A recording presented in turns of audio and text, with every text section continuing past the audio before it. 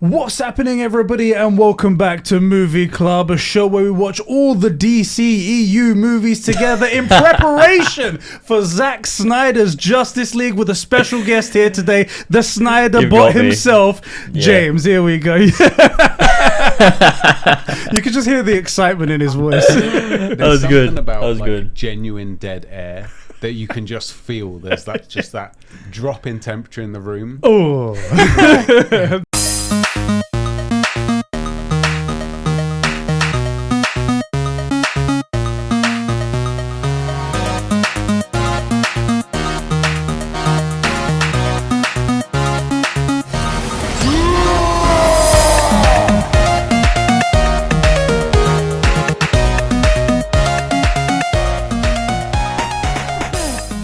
What's happening, everybody, and welcome back to the True Gamer Podcast, a podcast hosted by two gamers for you, the True Gamers. I'm one of your hosts, Eddie, along with my bro, the inverted gamer himself, Sheps. How's it going, bro? It's going good. It's going really good, because we're actually going to talk about some gaming for once, probably at the very beginning. Gaming, right? We're actually going to probably get into it. That's Maybe, right. Possibly, but don't guarantee it. This is Conversations after all. That's right. We're joined today by right. a guest.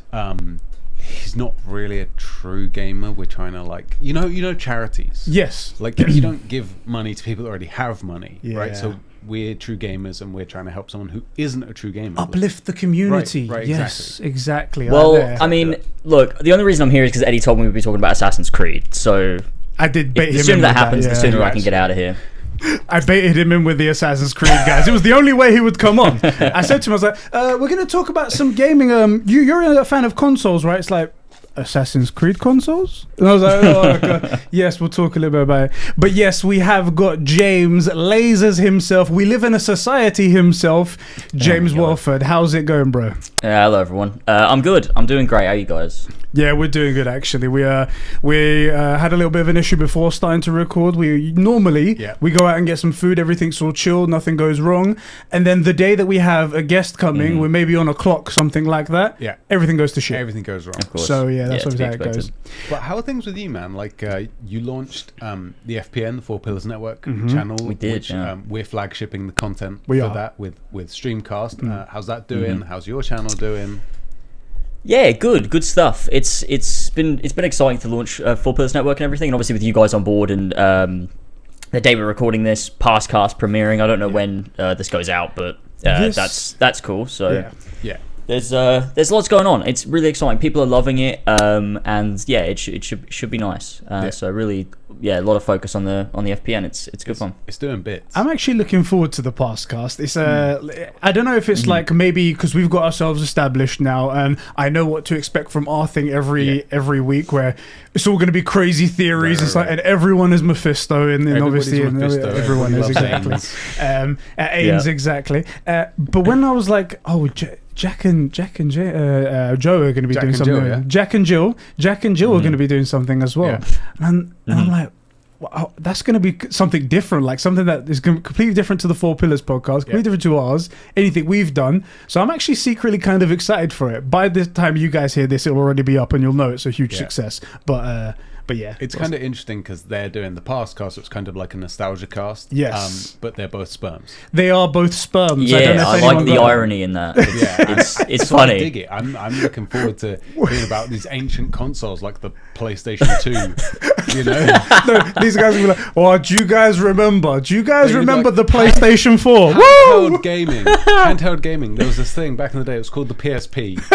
You know, mind blowing. Yeah, so that would be really good fun. Before we get too far into the podcast, the True Gamer Podcast is brought to you by our incredible super bros over on patreon.com/conversations. Who do we have to thank? We have Diogo Dildo, Isak the Ultimate Cumsock. James probably hasn't heard these bad names before, but they're awful stuff. Isak the Ultimate Cumsock, Carol Tarivia, aka Catsper the Friendly Patron, Record Friction, Dan the Man, Jeremy Renner, that's right, an official Avenger, Martin Scorsese's master H Barts 12, who recently bought a Baby Yoda full-size statue, and I'm super super jealous. I'm going to check Twitter as soon as we're done. It's great. The midget Alo from Smallville, Sabine, the former freeloader Christian, Master Chief himself Albiscory, Super Sus Ben Fryer, and the Star Wars Encyclopedia himself, Adam Sunling. Thank you, bros, so much for keeping the lights, the mics on, and the gaming going here at Combroplations.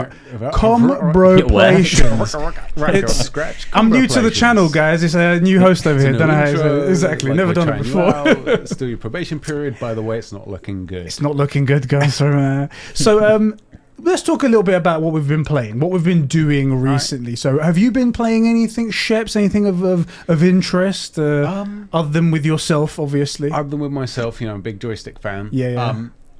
I still haven't finished Cyberpunk. I'm finding it really easy to put down and not pick back up again. Shit, that problem is still persistent. It's not.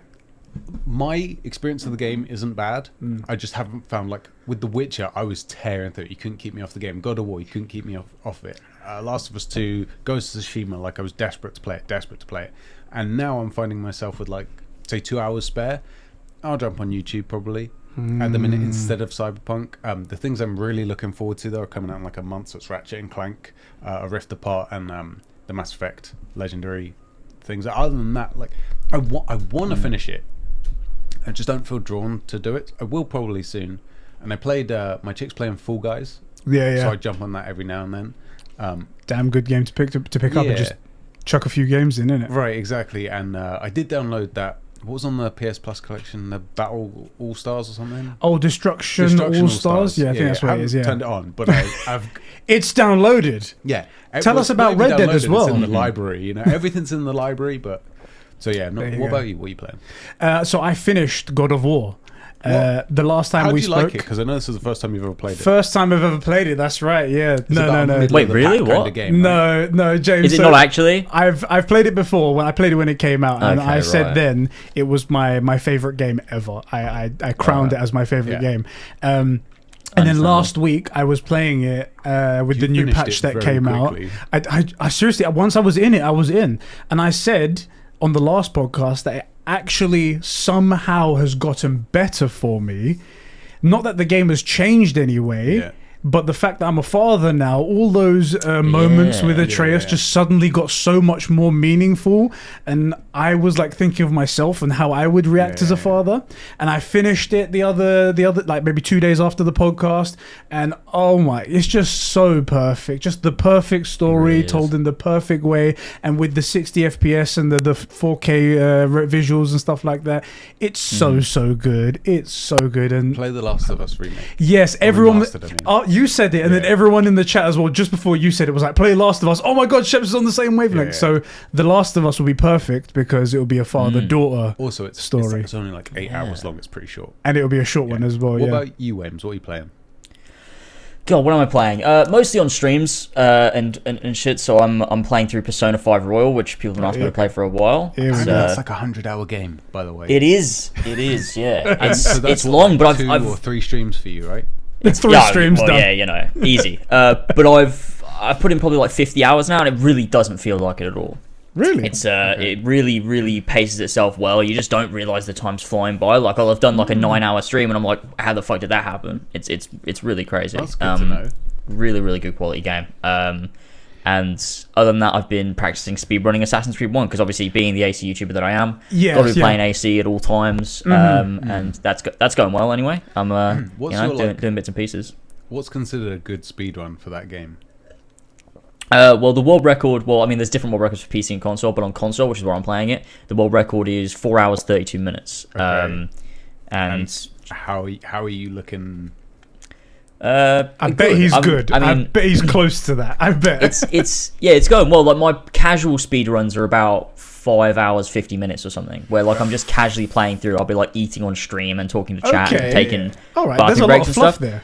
Yeah, exactly, and it cuts off like a lot of time when you're just focusing. And I've been timing myself doing these practices, and I've managed to like the first half of the game. I've sort of mastered where I'm doing every single segment at least like 20 seconds quicker than the world record. So when I go through and finally do it, I should be able to nail it. I would love if you actually end up with a world record in Assassin's Creed. It will be great. perfect. That's what he's hoping for, because he is he should, truly an yeah. Assassin's Creed fan right here. Exactly, He's yeah. Assassin's Creed YouTuber. But it would be hilarious, because then you would never be able to get away from anyone ever calling you an AC YouTuber. It will be one of those things Never. like, look, I did a Batman video the other day. Yeah, but who's the current #1 in the world record holder for AC? Yeah. Right. That would be pretty cool, though. It'd be cool to be able to intro you as like the world record holder. The world It would record be cool. holder for AC1 himself. Right. Yeah, you gotta make sure that's like That's what I want.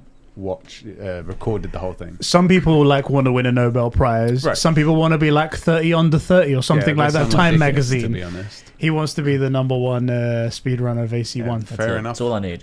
Yeah, he's a true gamer. And talking of true gamers, That's right. the True Gamer podcast was made possible by cyberbullying. By Cyberbullying, people yep. viciously mocking us and telling us they would beat us up and take our lunch money unless they took $5 a month on patreon.com/conversations specifically to make this podcast happen. Who are those just awful, just horrible people? The only people that are worse than them are our audio listeners on podcast services around the world. Those audio virgins. Well, the people that are not as bad as those audio course. virgins are Jeremy Horde, Sab2557, Record Friction, Real Kermit Cinema, Diogo, John Mayer Sucks. Oh boy, here we go. The Spicy. Tyler's going to have a word with you there. Dan, Right, about Katzbakurl, Isak Manny, Doc Nutella, Super Whale Ben, Albiscori, Poopy D. Let me start again. Poopy D. Normally I'm fucking good at guy. this. Normally I'm good at that one, and I saw you guys really fuck that up, but oh god, here we go. Poopy the Scoopsy. Oh fuck that. I'm totally freaked out. Poopy the Scoop D whoop whoop D Scoopy D poop. Good enough. Nailed it. Hooded Dude, Benedict Clobbers, Bat527, Christian0210, Max H, Fishy, Oscar Morgan, Cobra SS, and Jack Nicholas. Thank you, True Gamers, for supporting this podcast and making it happen. Even though we just said that you guys are worse than the audio virgins, we actually kind of love you. Not that bad. Yeah, not Not that bad. But we love you guys regardless, okay? That's right. Yeah, this is the True Gamer podcast. For those of you guys that are just tuning in, we do this every Saturday here on the Conversations YouTube channel. right. We also go up on podcast services around the world where you guys can vote, rate us. That's Use the your word. I was words, going to say yeah. vote. It's Yeah, rate. yeah. Rate us 5 stars and above. It really helps us out and helps us rise those Apple Podcast ranks and whatnot. If you guys want to take your support even further, go the extra mile. You guys can head over to patreon.com where you guys can get all kinds of access to an exclusive podcast, the Conversations podcast. That's right, for $1 you can a get month. exactly for $1 a month. You can also get early access to this podcast right here, where you would have listened to it yesterday if you listened to it on free feeds right now. It's so weird recording it today, being told that you can listen to it yesterday. Yesterday, before we even recorded it. Yeah, it's But if you guys don't want to do that, if you guys can't do that, that's totally fine. We love you regardless. Yeah. Just being here, liking the video, commenting down below, talking right. with us is all we really care about at the end of the day. Likes. And also joining our Discord server, which is one of the best places in the world. You can go check that out. And seeing as you're here, check out the FPN. It's a great place with a gaggle, I should say, a gaggle of dudes, where we're putting all kinds of content in there. The Four Pillars podcast, the As Always podcast, which James is a host of. He's really trailing behind Tyler, really, to be honest. Yeah, that's true. And us as well, and also the new podcast that's starting this week, which is really cool. Thank you guys for supporting us. Okay, guys. Let's kick it off with the big topic that I wanted to talk about today. Yeah. I got James on specifically for this because he is one of the few people that I know that actually owns an Xbox And that plays it. and plays it. He did buy it to play Assassin's Creed Valhalla. Yeah. The console came out first and Assassin's Creed Valhalla came out on that console, and he was like, well, I can't wait. Was it 2 days, 3 days, something like that? He's like, I can't wait 3 days for for PS5. So he went and bought an Xbox Series X, and he actually has one. So I wanted to ask this question because it's been in the media recently. Game Pass has been everywhere. Yeah. Is Game Pass actually the future of gaming? Because everyone is saying it is, or everyone has arguments for it. But we have had other theories and other thoughts on this podcast, and I thought I'd get James in here as like a fresh perspective. Maybe he has some other things he can inject into our minds, giggity, and maybe it will change our minds. Maybe we'll have a different conversation. So let me pitch that to you guys. Let me pitch it to James, seeing as he's the guest. Yeah. What are your feelings on Game Pass, and do you think it's the future of gaming? Oh, is it the future of gaming? I mean, I hope not.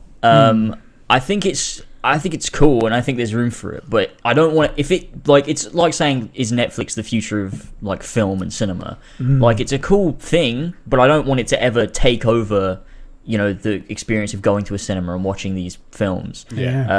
So it's like Game Pass is fucking cool, and I do really like it, at least, you know, from a consumer like a short-term consumer perspective, where I'm like, oh, I can just pick up any of these games and just give it a go and play it and whatever, and it's good fun and it's cool and it's cheap. But when you look at like the model and like, is it sustainable, and like where are they going to take it, like, and how do they compete then with PlayStation, and like where does everything go? It's like, does that end up becoming unsustainable? Because like, are they making a profit now off of Game Pass? Probably not. No, not yet. And it's like, how long do they have to go before they make a profit, and then they're gonna have to bump up the prices? And also, for these games to become, for Game Pass to sell, the games on it have to be like Game Pass ready games, almost like they have to be suited to Game Pass. And like, you want people to be picking up Game Pass and then keeping their subscription, so the games have to be almost these live services all the time. It's why when you look at Halo Infinite, it's not a Halo game where like you play the campaign in, you know, 6 to 8 hours, you're done with it, and then you can play the multiplayer if you want. It's like, this is now a live service. They're going to keep updating the campaign. They're going to keep putting stuff in. This is the future Halo for the next 10 years is what they said. And that is like a very Game Pass model for a game. And it's like, as much as I think Game Pass is fucking cool, it is going to start to ruin games in that way. Unless you like that, then, you know. How do you find that Game Pass compares to the PS Plus collection? They're not comparable services, like they're not apples to apples, but you kind of need one to play anyway, so it's kind of a similar service. I get what you mean. It's like, it's a collection of games. If you look at it from, it's like bare boil it down to nothing. You're paying a fee for a collection of games. One is vastly bigger than the other. But you could make the argument as well that the quality of games, even though it's only like 25 games, whatever it is, on PlayStation Plus collection, is vastly, like, very, very good quality God of Wars and Last of Us and stuff like that. I'd probably argue the quality versus quantity, just in general, which isn't to say one is better. Like, if you want a load of different games, or games like James said, where the model will be it continually gets updated, then the PS Plus collection isn't what you're looking for. Right? If you want those incredible standalones, if you want God of War, Persona, Detroit Become Human, The Last of Us Remastered, stuff like that, the PS Plus seems like a thing. I'm just curious, as someone that hasn't really used Game Pass, and speaking to James, who is currently on it and seems to be enjoying it, but also has a PlayStation, what's the comparison? I mean, if I had to pick one to get, I'd go with PlayStation, because I mean, I always prefer quality over quantity.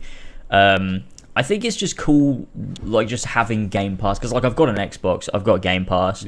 I don't actively like search through it to see if there's anything I enjoy, but like, when I see there's a new game that's been added on, like when they throw on like Control or something, or they had Red Dead on there, it's like, oh, that's really cool. I can now just pick up that game and download it and play it, and it's like beneficial to me to have. But I don't like, it's one of those, like, I just don't know where they're going to take it or where it's going to go. But like, as a service, it's cool to have. And like, I think Xbox does a lot of cool things. Is like, they had that update yesterday or whatever it was, where they talk about how they're going to start doing FPS boosts to backwards compatible games and stuff, without the need for the developer of those games to get involved and do it. Like, they're going to be able to do it somehow. Cool. And they've like put out a few games, like I think they had like Watch Dogs 2, Far Cry 4, and some other ones. There was like 5 games: Far Cry 4, New Super Lucky's Tales, Sniper Elite 4, UFC 4, and Watch Dogs 2.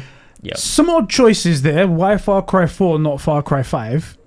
Odd choice there. But still, they're doing this, and it is a free thing where it's just an FPS boost. It's included. I have a slightly cynical. So I have a. Oh, how do I say this without being like proper, like I'm an idiot or something, or like I'm an arsehole? I'm not a huge fan of Phil Spencer. Mainly because of the way he talks. Because the way he talks. You just don't like his voice. No, his voice is just something about it so tinny, you know. He sounds like a fucking idiot. Yeah. Yeah, understandable, right? The way he speaks and the words that he uses reminds me a lot of how like politicians talk to It's you. pretty condescending. It's a lot of really vague terms that you can read in whatever you want. If you want to like what he's saying, you'll find a reason to like it. And there's a lot of the, what is it, like the 2010 era, like presidential race, whatever it is, kind of buzzwords, where like if you as a politician in America, all you need to say is the buzzwords of like support our troops, Jesus and God, God bless America, and patriotic and stuff like that, and then that's it. You're guaranteed to get votes because that's how dumb the people were, right? Still are, in fact.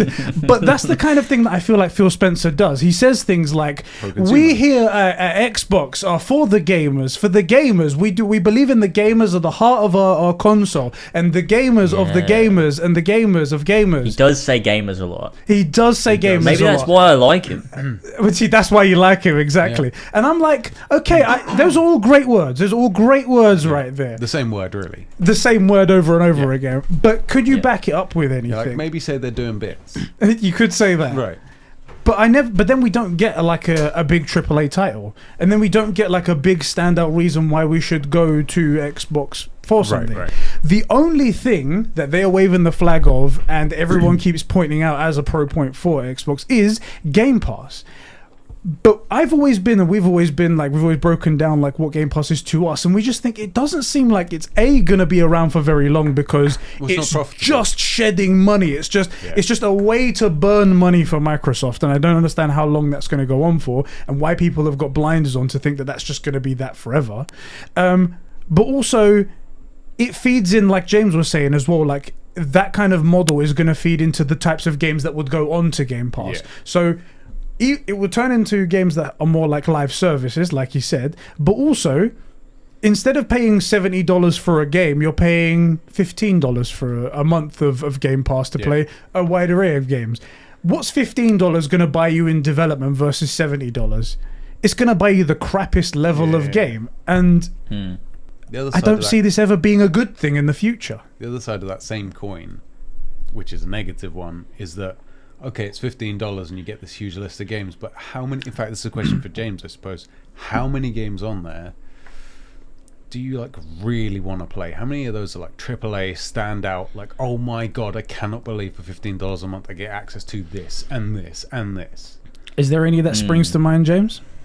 I mean, off the top of my head, I guess, I mean, it obviously it depends on the kind of games that you play, but you know, included in Game Pass now, you've also got the EA, whatever the fuck their thing is. EA Vault, it's like EA Play, that's what it's called. EA, something or other. So that's in there now. So you've got a big like array of like EA games in there too, which is pretty cool. Like you've got like Battlefront, Battlefield, and stuff like that. Older ones like Mirror's Edge or all of the sports games and shit.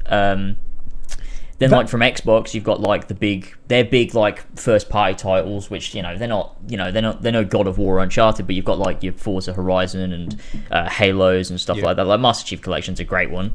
And then on top of that, I guess you've got stuff like, what else have I been playing on Game Pass? I mean, they added Control on there. That's a great game. Yeah, I did see that. Right did that come out way before, or was it the PS Plus collection one? Is the Ultimate Edition with the ray tracing and stuff like that. So the one on Game Pass is the previous gen version running. Yeah.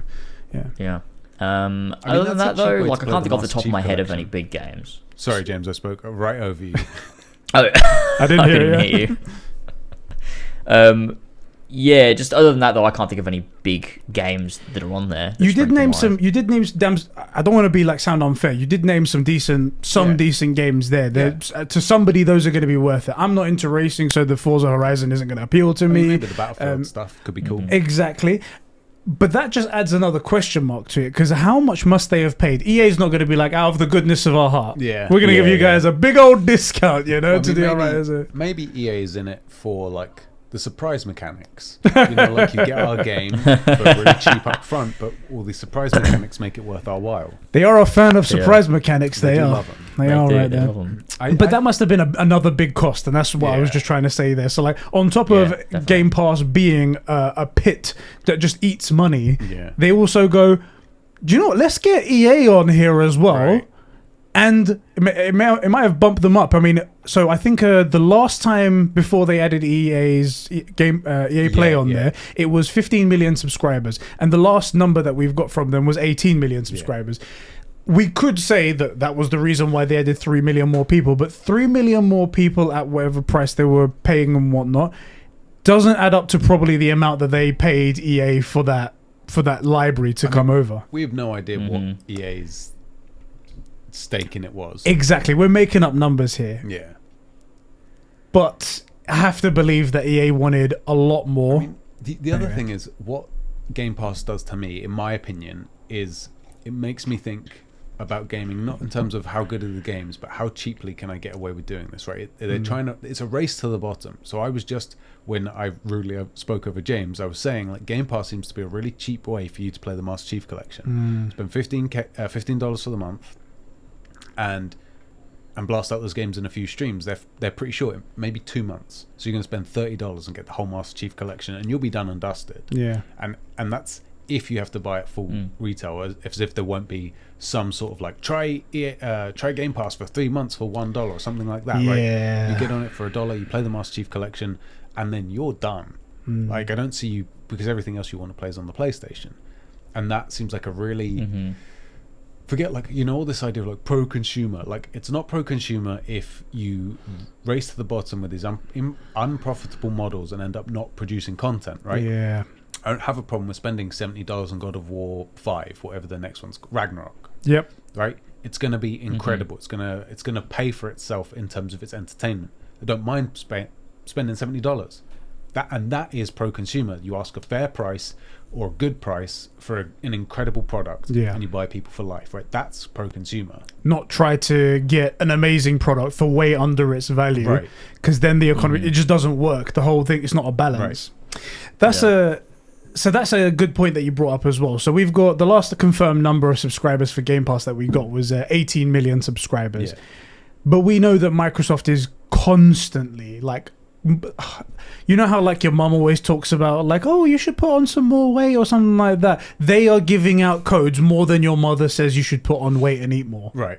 That's what they're doing. In fact, I think for Valentine's Day, I saw a number of content creators get the red controller that they brought out. It's sort of like, oh, it's Valentine's Day, it's a heart, it's red. And all of them were saying, oh, by the way, I've got like 25 Game Pass codes to give away as well. Yeah. They are just giving them away. They just need people on the service, hoping that they stay, which is a good tactic. But the thing is that I don't believe that these 18 million subscribers that they're touting. It's not 18 million times $15 a month. Yes, it's 18 million people on the service, and probably a good chunk of those are on the try it for 3 months for $1. Here's a promotional, buy 1 month get 1 month free. Whatever the offers are, that's the users. What they're Whereas every single, as an example, kind of apples to oranges, every single person that's downloaded anything from the PS Plus collection has paid, even at the cheapest amount, for 1 month of it. You know for a fact, you can say a minimum of, if there's been this many God of War downloads, then there has been at least that number times whatever the cheapest thing is, minimum, right? Yeah. So, it's something to consider. That's the thing. I do. In the recent Microsoft earnings report that they did and whatnot, Microsoft were talking about how much money they made, and Microsoft makes a fudge ton of money. Microsoft does, yeah. Microsoft makes a ton of money, and they talked about their gaming division, and they spoke about revenue and saying that they are making a lot of revenue. Yeah.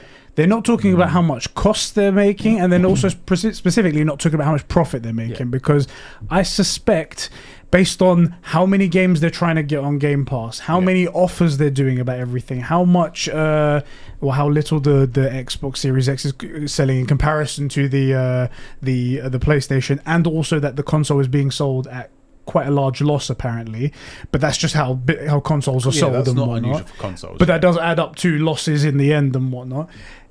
I suspect that Xbox division isn't making money, Yeah. And I'm just wondering Almost how certainly, long that can go on for. And all of it seems to be banking on this Game Pass idea. And I love how it's been going since, like, what is it, 2014? Yeah, it's been going a long time. 2014, he's been going. It's like, don't worry, guys, I'm going to put this back on track. This is Phil Spencer, by the way. Don't worry, lads, I'm going to put this back on track. Gaming. Don't worry about it. I'm going to do this.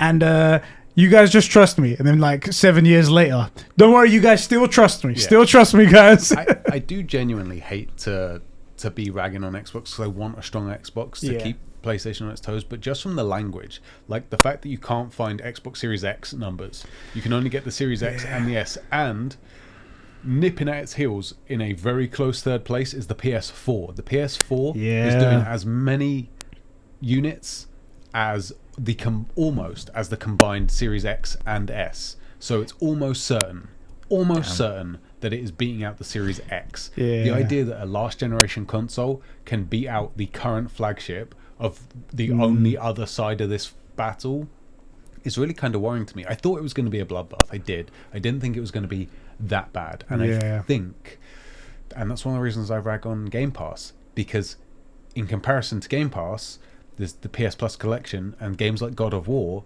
That's what's causing people to switch over, right? And they want to, in my opinion, a lot of the reason the PS4 is selling, it's the Xbox guys who are sick of not having anything incredible to play, who have seen the Uncharted, The Last of Us, God of War, all these incredible standalone first-party titles, and gone, well, I want to try it. And actually, oh look, every single one of those, Ghost of Tsushima, I can play now, and this console's at a discount. You know, so I am kind of worried. There's one thing that keeps getting brought up, and I want you guys, us all, to decide what the fate of these games are and what's going to happen in the future, and whether or not it'll make a difference at the end of the day. All right.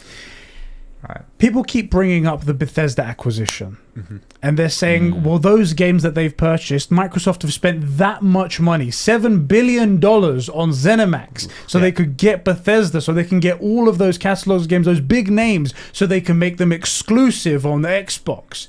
And that's what's going to sell Xboxes, and that's what's going to sell Game Pass when it comes day one to Game Pass, etc., etc.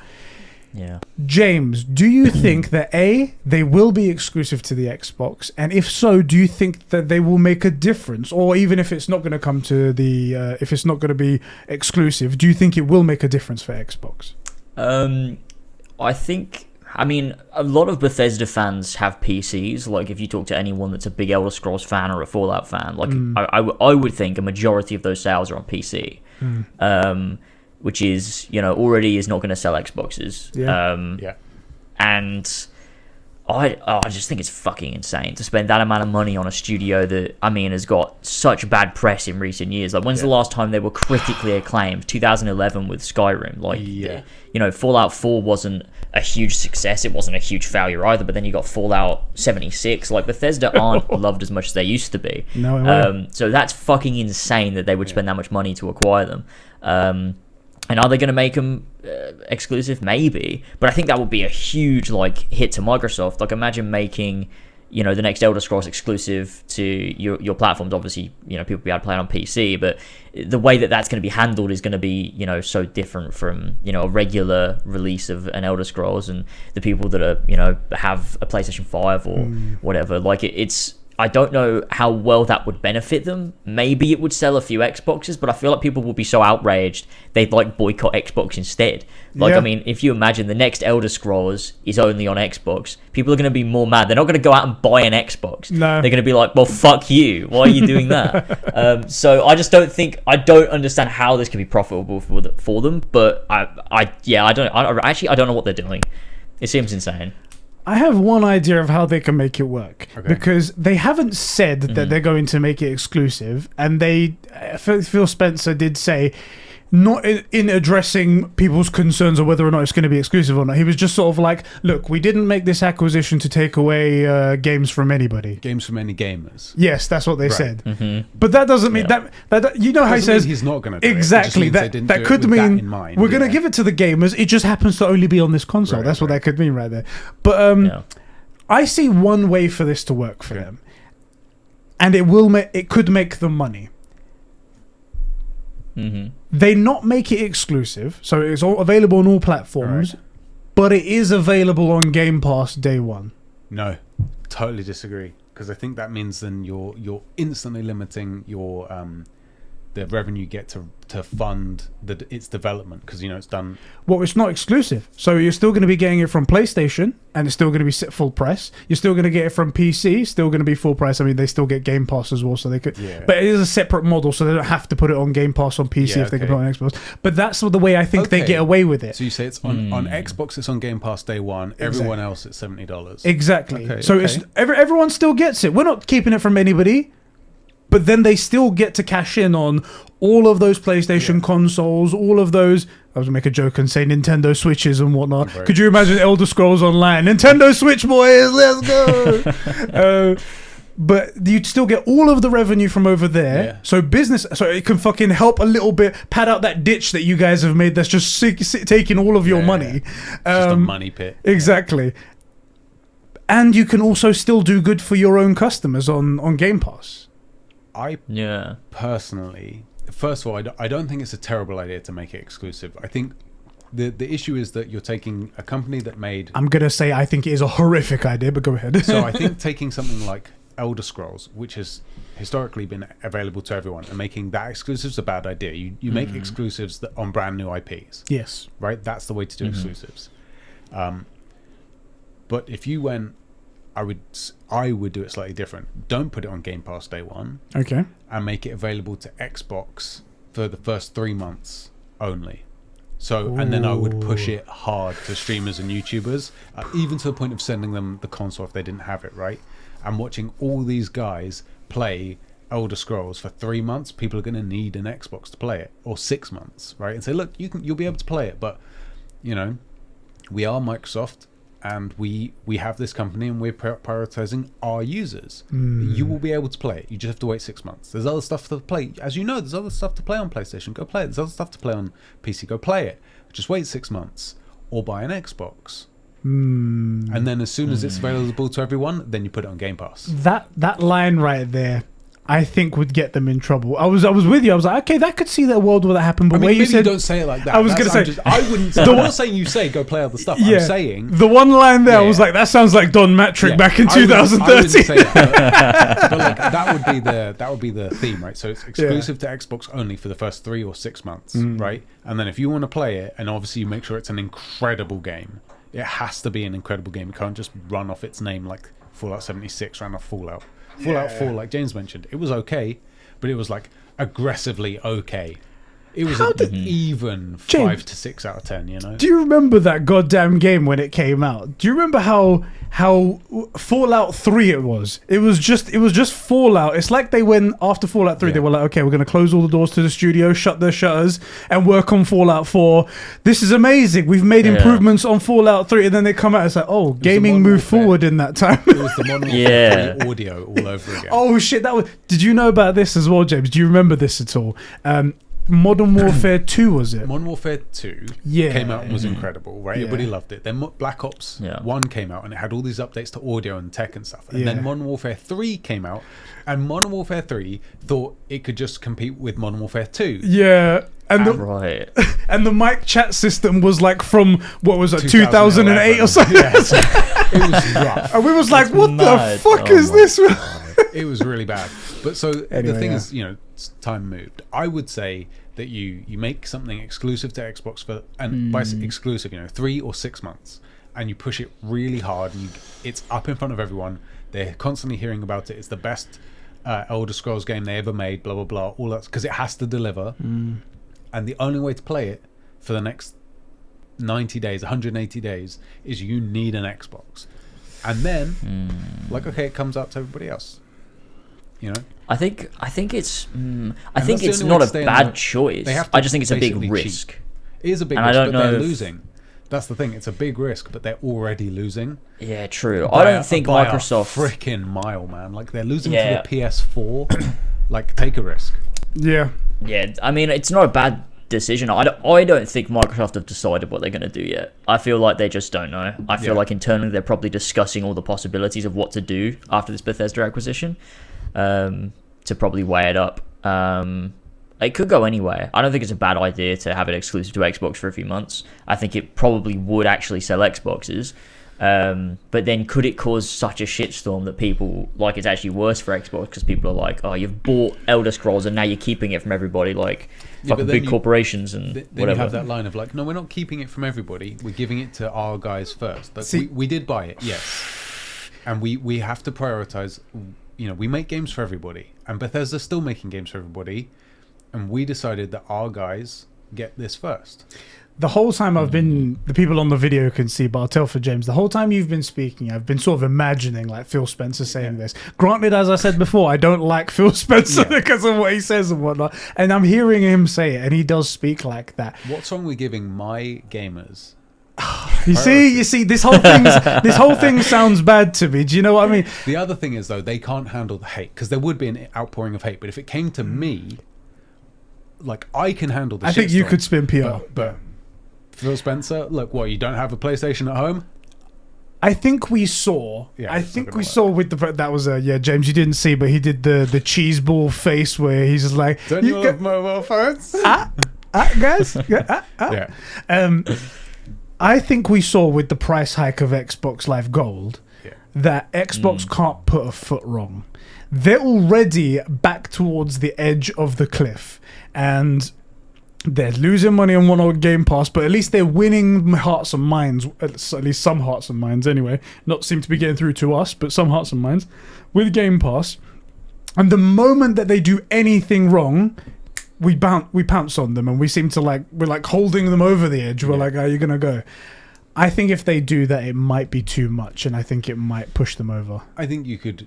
Also, I think you come out. As if Xbox have hired me and said, okay, we like your idea. You're gonna have to make it, and then you do say the pro-consumer stuff, because there will be a shitstorm, and you say, look, we've been talking about pro-consumer, and the fact is we put all this stuff out at a huge loss, and we need to make money back to maintain high qualities of games.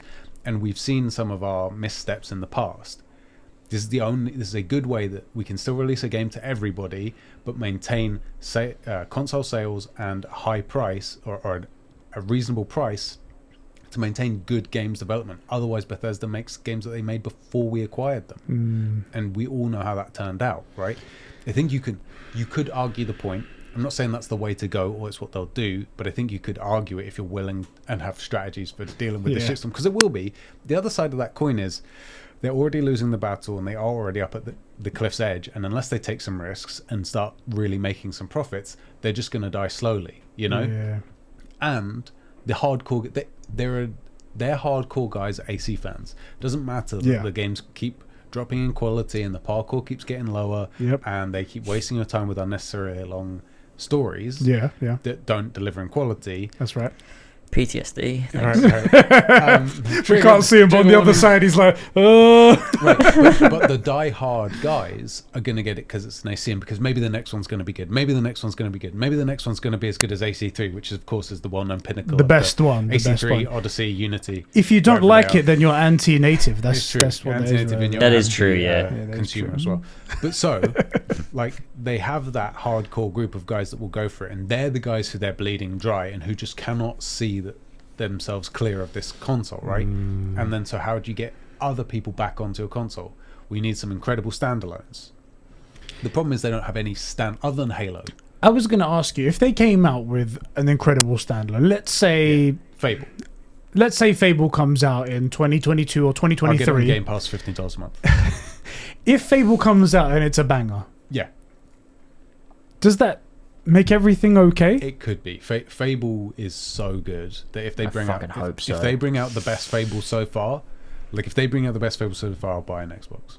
Damn, that's a hardcore fan right there. They're so good. But think about the broader, like, for the whole of Xbox, because no one cares. To most people, they're like, oh, I'm a gamer, I'm gonna go get a PlayStation. That's what they think, or a Nintendo Switch even. Yeah. No one goes first to Xbox at the moment. Is that enough to go, oh, they're the guys that have got Fable on their console? Do you think that's what they do? That actually brings up... Or is it just because you guys are great fans of Fable? I actually have a question for you, James, which I was going to try and find another way in.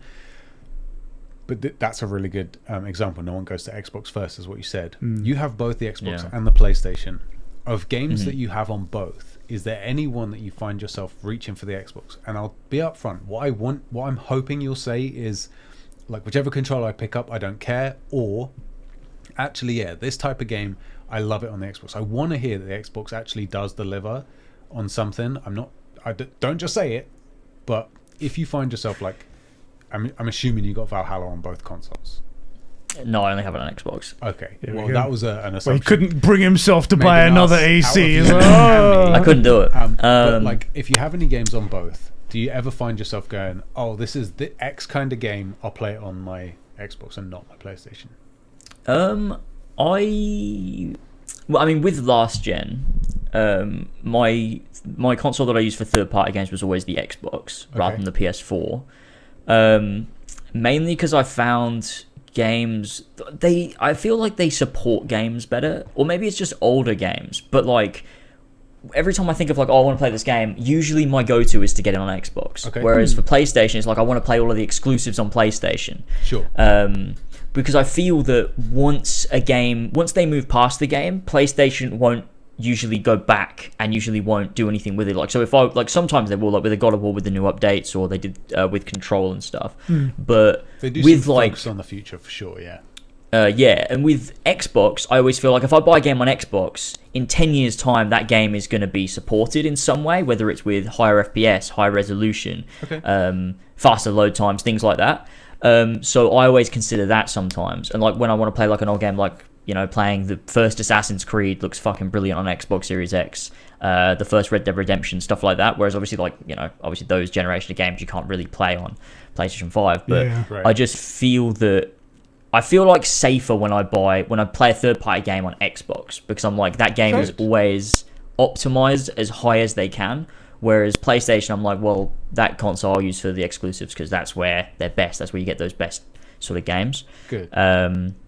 I don't know if that comes from a realistic place, but yeah, it could just be totally your opinion. But I'm glad to hear that you definitely think like there's a reason for having the Xbox, and it's look, even if it's older games, which we also have that bias. You and I are I'm talking to Ed here, much more focused on like what's coming out next, what's a new thing. Don't get me wrong, I love old games. I love Final Fantasy 9. I love The Last of Us and stuff like that. But like Mass Effect, I love all three of those games, even 3 with its subpart ending. But the only reason you're going to play it is because they're bringing out a new update. New repackaged version. I was going to say, because we said on here, like, I've never personally understood the whole, Microsoft always used to tout the backwards compatibility is amazing. We've added 70,000 more titles to it. And I'm like, I really don't care. I'm going to play this new game that's come out over here. But that was just me, and I couldn't wrap my head around it. But I kind of got a little bit better of a perspective after James saying it, the way he said it there. I'd definitely like to ask you that question. I'm definitely going to forget. So just remember for the next year, that in a year's time when you're back on the podcast, to tell me if you're still doing that with the Xbox. Or, I mean, it's a bit hard of me to ask you to spend your money on buying the same game. Can you buy them twice, please? Can you buy them on both consoles? But I would be curious to know if you do find in a year's time that you're still doing that. Well, one question you could ask is, I know it's a very limited pool of games at the moment on the current gen systems because it's still new, but how many games do you have on the Xbox versus how many games do you have on the PlayStation 5? Because that would be his natural feeling to, I'll buy it on there and whatnot. Yeah, I have a lot more games on Xbox. Really? He's got the Game Pass, $15 a month. It's true. Pro consumer, the largest. Part of the gamers for gamers. That's right. The gaming of the gamers. It is true though. Like I do download quite a few games. Like if you go onto my Xbox, I have so many games installed. Whereas on PlayStation, I have Demon Souls, Miles Morales. Well, you can't fit any games on PlayStation 5. Fucking. They are kind of. Yeah, exactly. And then like Kingdom Hearts, and like I don't know what else. Red Dead Redemption 2.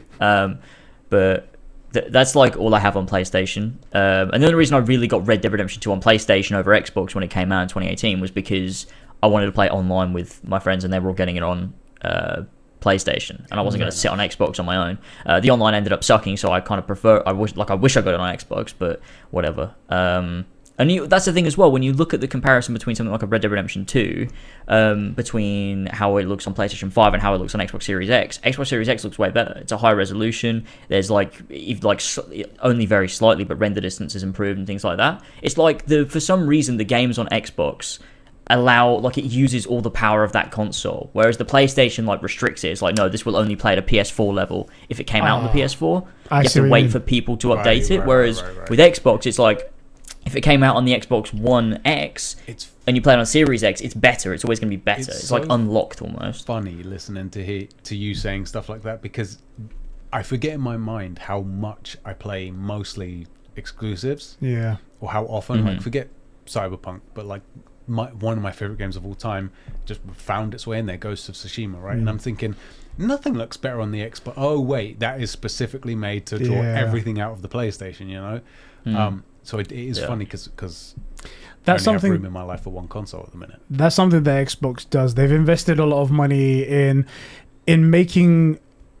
Unfortunately, it's because they don't have any current games, but they've invested a lot of money for their developers to try and squeeze everything they can to make the console adapt to even the old games to make them look even better. PlayStation have done a little bit of that, but it's nothing in comparison to what Xbox has done, and that's one thing that people can boast about, that the Xbox does better. I feel like, I'm sorry, but that is for people who do want to be in the past, like not myself. So I'm completely fine with being here, you know?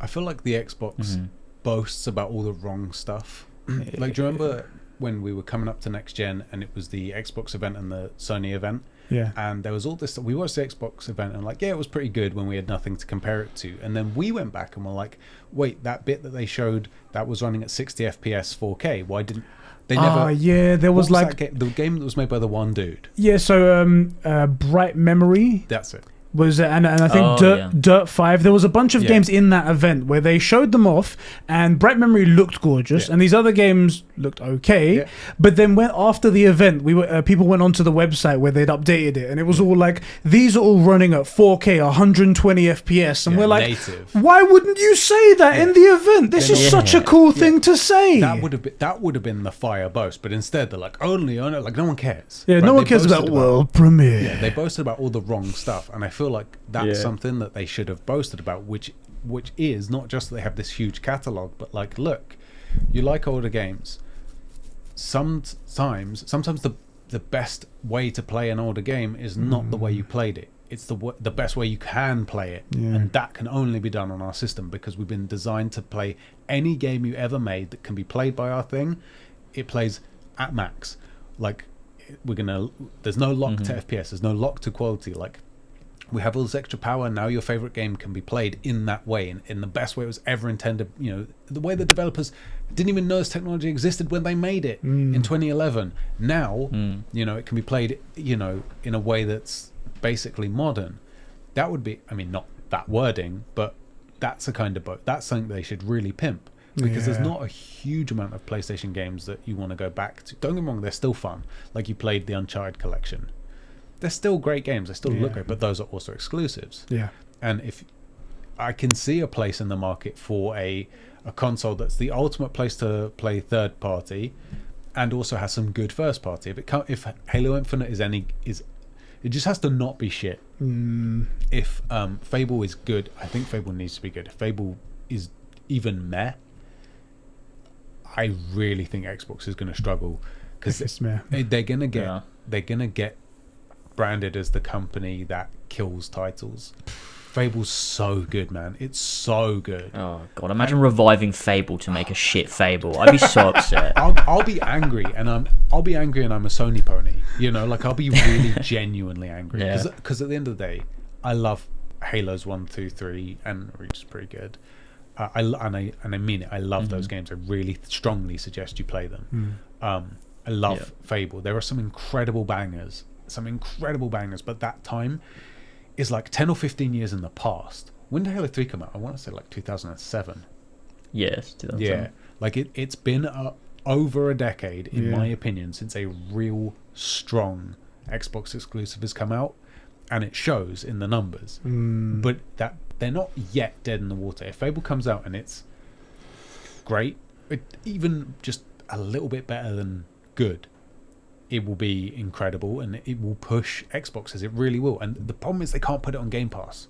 You put it on Game Pass, then all the PC guys get it, and they don't buy an Xbox. You need to push a console.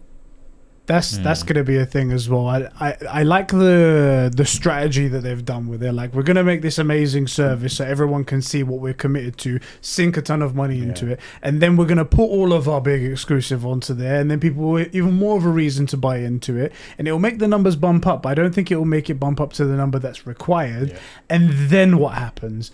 What happens when you didn't make enough money to fund the next game that you're going to put on Game Pass? And what does that future look like? That's always been something I thought about. I've got a couple of questions here from our boy Juice's Spicy Sauce. Okay. He wrote in, the first one he wrote in, we kind of talked about it, but there's also a little bit in here he wants to ask. He goes, Microsoft recently created a new subsidiary studio called Vault to merge with ZeniMax as part of the ZeniMax purchase. Considering that Vaults relate to Fallout, one of the biggest Bethesda titles, could this mean that Fallout will edge towards being an Xbox exclusive? Do you guys think that Fallout could ever be an Xbox exclusive? Wames, what do you think? Maybe. I mean, it could be like a little like play on words. It's like, you know, ZeniMax owns Bethesda and they have Fallout, so Vault, funny, I guess, more than it means anything actually tangible. But or I mean, they bought it all so they can lock into a vault and not give to anyone. That's it. Right, no one gets the game. I'd prefer they do that than release another fucking Fallout game. They need to stop it. You're on. But I think Fallout is more realistic to become an Xbox exclusive than Elder Scrolls. Yeah.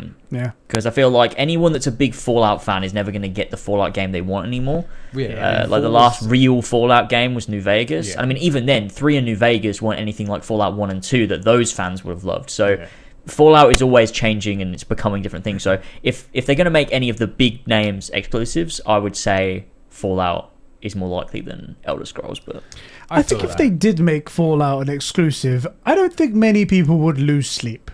I don't think many people would be like, do you know what? Depends how good it is. If it's like a New Vegas level game. First of all, it's Bethesda making it. It can't really be that good. It's going to be filled with bugs.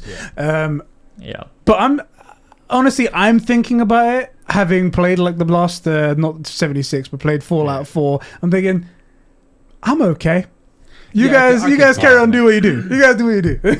I think if they made sort of like, you know how Call of Duty used to have exclusivity things where like the DLC would come out a month early. Yeah, stuff like that I think would make more sense, where you don't limit your number of gamers, but like DLC comes out earlier on the Xbox, and maybe you have like some things like exclusive skins and or things like that, or like missions that you can only to get, like not the full game. I'm not saying you give the other ecosystems a lesser game, but just that your one is Fallout Plus and everybody else gets Fallout, so that you get like that one hidden power suit armor, you get a few extra missions with this side character, there's one more romanceable option, there's one more there's a bunch more stuff, you get early access to stuff because you know there's going to be a store for the online. Well, there has to be, and the doors are like $55 instead of $59 for a single door. Shit, that's worse than the armor packs in AC Valhalla. Right. Jesus Christ. Or like little things where you put into the game a way to like get a new Pip-Boy design. So the Pip-Boy's iconic, but maybe get a couple of artists to work on like 3 to 5 really good looking Pip-Boys that are just different, and you can only have that different look on the Xbox. Little things like that to suddenly make the guys like, you know, us and some of our guys with a bit more disposable cash that love Fallout from when they were kids, who already have a PlayStation, but you know, an Xbox isn't that expensive. We've got some stock. Maybe they get it. I think this is all wrong. This is all like, we're thinking of ways that maybe we can try and get it to work, but the way that has worked and is proven and is just the best way is to make a great single-player narrative, story-focused game, put an insane photo mode in it. That makes it so easy to share from the console, and then all of the PR is done for you by all of the fans. Totally agreed. Every PlayStation game has the most amazing photo mode, and then suddenly everyone wants to play that game. Twitter's flooded for the next 2 weeks of all those Miles photos. Morales and Ghost of Tsushima and all that you stuff. cannot go nowhere without seeing photos like that, and then that makes everybody want to buy into it.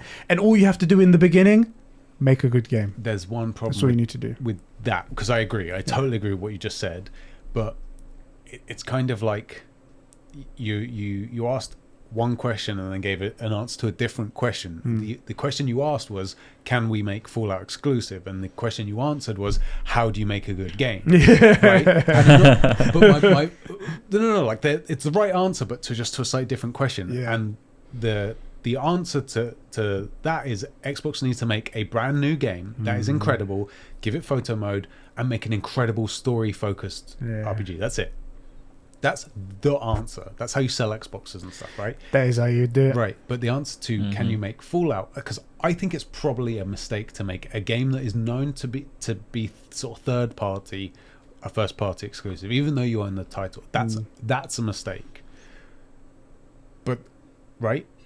It's also a game that doesn't exactly have gravitas as well. Who cares? It's not like someone goes, guys, the next installment of Fallout, and everyone else is just checking Twitter on their phone. Because they don't give and you this two is the shits. thing is that there's only two ways this goes. Nobody cares, or you do it with Elder Scrolls and everybody's up in arms. Yeah. The answer is you make a brand new, or you make a first party like Fable. No one's going to be upset that Fable isn't on other consoles because it's an Xbox title. Everybody knows this, right? You're going to have to make another title, brand new, and don't say it can't be done because Ghost of Tsushima. I mean, Sucker Punch had no right to make that game. True. Like they made the not Uncharted,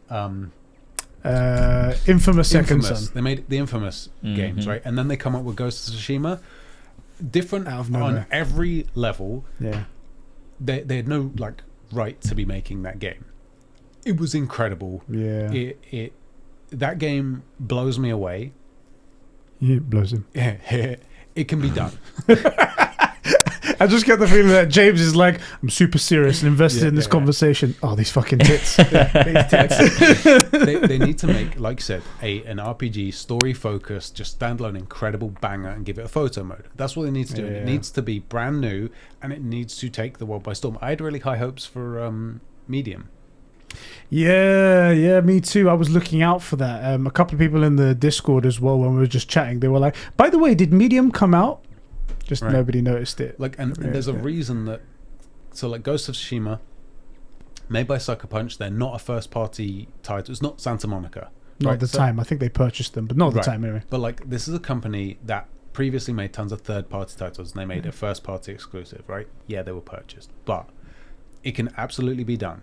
You just need an incredible story, and that's the way to do it. And it doesn't mean that Xbox becomes like a quote-unquote competitor to Sony for these first parties, because I think that's also probably a mistake. You're never going to get past Sony for that. That's where you go for those titles. But get a few things to get people back onto your console. Give me a reason to buy an Xbox. Give me two incredible stories that can only be played, and then I'm on it. And then while I'm on it, I might as well get Game Pass. I'm on Game Pass, I might as well get these games. You know what I mean? Like, one thing feeds into the other. Speaking of the Bethesda acquisition, something that got brought up in conversation that really made me... It really makes the Bethesda acquisition seem like such a rip-off. Yeah. How many... how many games do you think are going to come out in the next 2 years from Bethesda? 0. 2 years, yeah. Probably none. Yeah. Probably none, right? They're probably still well in development. Insomniac was purchased about a year ago. Yeah. For 200 million. Yeah. So way less than what they paid Bethesda for, right? Way less. They've already produced 2 PlayStation 5 games, Ratchet & Clank and Rift Apart, and Spider-Man Miles Morales. Yeah. And the first one, Spider-Man Miles Morales at least is phenomenal quality. A banger, yeah. And we have yet to see what Ratchet and Clank's going to be, but I'm sure that's going to to be great as well. And They've think about never that made versus that. It's just like They've never made 7.5 billion versus 200 million. It just shows like, it's not about what you pay, it's about the quality of studio, you know? It's quality versus quantity, and that I feel like is a perfect analogy to at least our position on Xbox versus Microsoft, like PS Plus Collection versus Game Pass. I'm really glad that James has come on and said that good things about the Game Pass. That's what I hoped for. I didn't actually know. I was like, oh, he has an Xbox at least, so maybe that'll be something. But thankfully, he said something. Also, I tried. We did DM and we were like, can you come on and fight for it a bit? We'll give you 50 quid if you say something nice about Xbox. We're definitely not. No, we're getting it from the As Always Patreon. Cool, yeah. We're going to give it to him. Right. But he was even like in the DM, he was like, I can try, but I'll probably agree with everything. It's like, no, that's all I need. He's like, you guys are true gamers. I'm not. I'll agree with whatever you say. Defer to expertise. Yeah, that's exactly what I said. One other thing he says on here, Juicy Spicy Sauce, it says, do you think that the PlayStation Plus collection will actually evolve to expand its game library and become a genuine competitor to Game Pass? I want to add on to that because you and I have said we suspect that the PS Plus collection, we hope will probably cycle out 5 to 10. How many titles? 25. Something like that. Yeah. Let's say it's 25. About 5 of those titles will get cycled out every now and then. It will keep things like God of War and stuff and Persona, but things that like you maybe have heard of or can't remember ever wanting to play will get cycled out maybe every 6 months or a year or something like that. That's what we hoped for. We hoped for that maybe that this library will turn into an ever changing library of very core good games. And down the line, when Horizon Forbidden West comes out, for example, they'll be like, guess what? Horizon Zero Dawn is in there. Or the next Ghost of Tsushima game comes out. Guess what? Ghost of Tsushima is in there. Or if it's too far down the road, they might just chuck it in there for free one day. And then it would that would be a cool service. Yeah.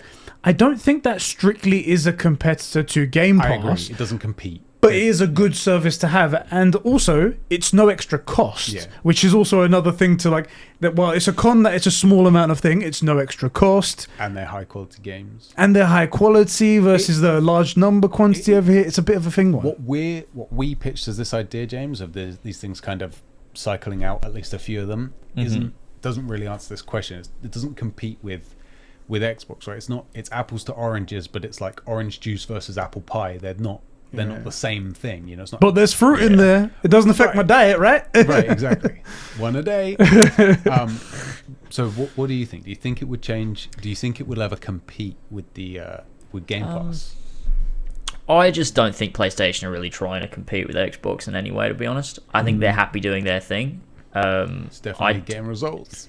And I think, and the thing is as well with like the whole competition between them, a lot of people will say that, well, you know, PlayStation does its own thing and it's focusing on that, it's focusing on its part of the market, and Xbox is more for the mainstream. But when you look at it, PlayStation is the mainstream console. Yeah. Like, Xbox may be focusing on being, we're going to appeal to everyone, but they're not, because everyone that you know would just be like, oh, that God of War game, like someone that doesn't play games, they're like, oh, that God of War game's on PlayStation, I'll pick up a PlayStation. Yeah. No one's going to be like, oh, that Game Pass thing. No one knows about Game Pass in the mainstream. Like, my mum wouldn't know what Game Pass is, but I'm sure she would know, you know, she would know The Last of Us if I mentioned it to her. So it's like, they're not even, like, their focus is, like, aren't even, like, what people are saying that they are. So it's I just don't see PlayStation Plus Collection ever trying to compete with Game Pass. I don't feel like it's ever going to expand and be like, we've got all these cool third-party games, we're going to keep adding them in. Like, I just don't think that's what PlayStation want to do. But I like your guys' idea for it. I think that would make it would keep it alive, and it would just be a nice thing for us to have, I think. One of the big things that makes me think it's not like a competing service, it's no extra cost. Like last generation, we were already paying this price to get it's the price you paid so that you can use the online features, like Xbox Gold, right? It's the thing, right? And they've added it into that, so basically it's free. One thing I will say, this is like goes with my idea why I think Game Pass can't continue because it's not making money. I don't think our idea of it cycling out and putting new games into it would work based on the fact that it is no extra cost. Sony already every month they give fairly decent bangers on the PlayStation Plus games library collection, wherever it is. I add everything to my library, even if I'm not going to play it. Because maybe that one day you do want to play Concrete Jungle. Exactly. Genie, I think it is. But same thing. But the fact that they put the Ultimate Edition of Control on there, which we thought was like, Remedy, that's a bit of a dick move to be charging people for the PlayStation 5 and Xbox Series X version. The fact that it's just on there, that's a huge get right there. And we didn't pay anything extra. It's just the price we paid to play online, to play on the PlayStation ecosystem. And I feel like because the price of that isn't going up, and I don't think it should go up, I think they just can't change that thing. It would be great if they were to be like, look, we're suddenly rolling in cash and we want to make this even better for you guys, and for some reason we feel like this is going to be the one feature that's going to bring even more people over to PlayStation, even though they have pretty much everybody already. maybe they would do it then. But I think that's just us wishful thinking. Same like those people who are on Game Pass thinking Game Pass is going to be the best thing ever. It will evolve into being even better. It will keep evolving, and it'll be even better. And Microsoft will keep paying this bill because they're pro-consumer. It's like it's a business at the end of the day. I don't understand how it's made it this far, to be honest. But when it gets to that 10-year mark, and then they look at the books and they're like, "So you have costed us $10 billion." Right.